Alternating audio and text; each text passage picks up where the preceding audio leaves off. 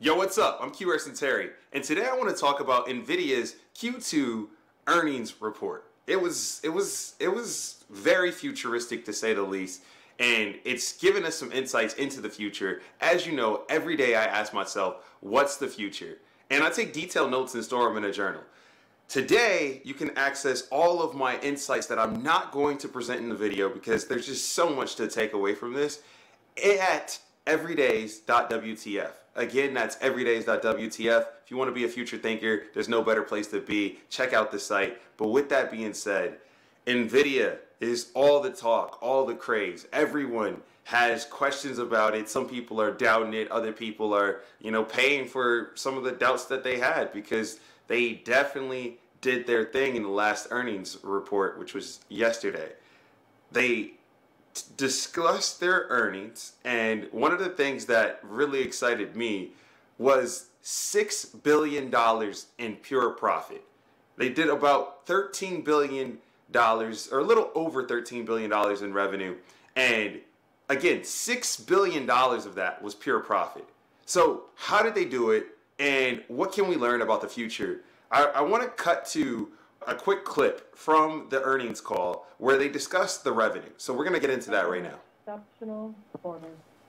Record Q2 revenue of $13.51 billion was up 88% sequentially and up 101% year on year, and above our outlook of $11 billion.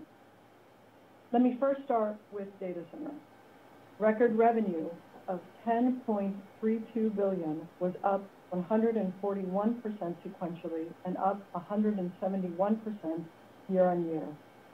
Data center compute revenue nearly tripled year on year, driven primarily by accelerating demand from cloud service providers and large consumer internet companies for our DGX platform, the engine of generative AI and large language models.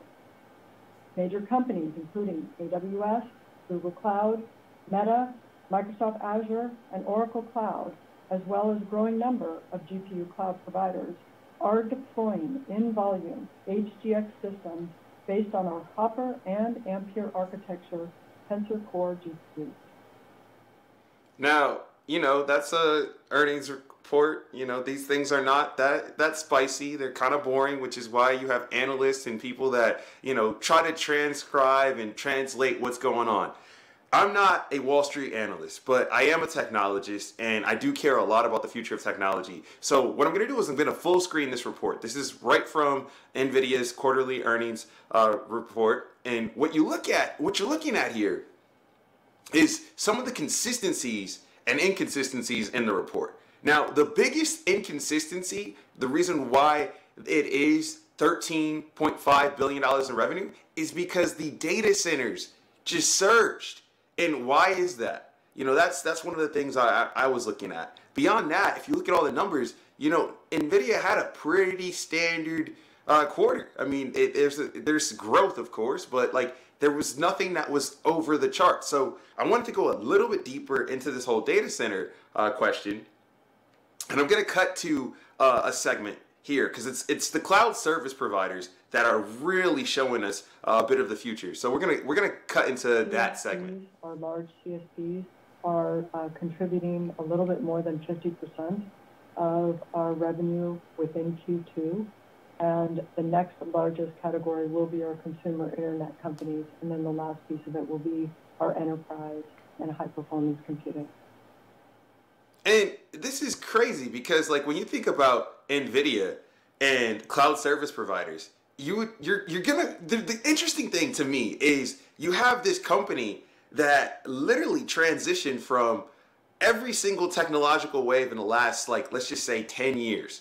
Most notably, Nvidia became a big thing when you saw the crypto craze of 2018, when everybody started to go and become a miner. You needed a really good GPU to calculate some of the equations and mine cryptocurrencies such as Bitcoin, Ethereum, and others. And one of the things that was interesting is that demand for NVIDIA GPUs soared, and it never stopped. It never slowed down. And concurrently, while that was soaring, you had some really fascinating things happening on the gaming side, whether it be RTX or a plethora of other things that I'm not going to get into. So you had demand coming at it from two different points. At the same time, machine learning was obviously picking up, and the best thing that you could use to do machine learning, even at that time, was an Nvidia GPU. And so you're training your models using these GPUs, and you're getting your first grips and understanding of AI with, you know, these desktop class GPUs. And so Nvidia comes into the game, and they were doing great numbers then.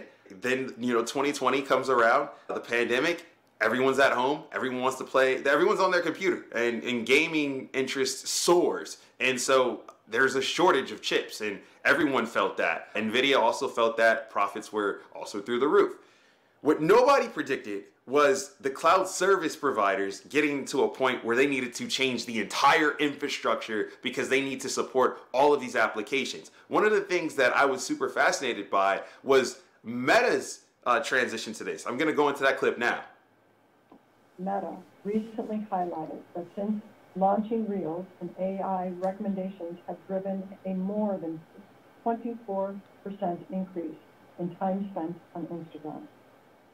So what that means is, if I'm Meta and I have all of this increased interest just from simply changing out the infrastructure and implementing some of the offerings that Nvidia has, I'm going to want to do more of that. And so you see the cloud service providers are traditionally known as, like, you know, Microsoft Azure, Amazon Web Services, Google Cloud, or GCP is what they also call it.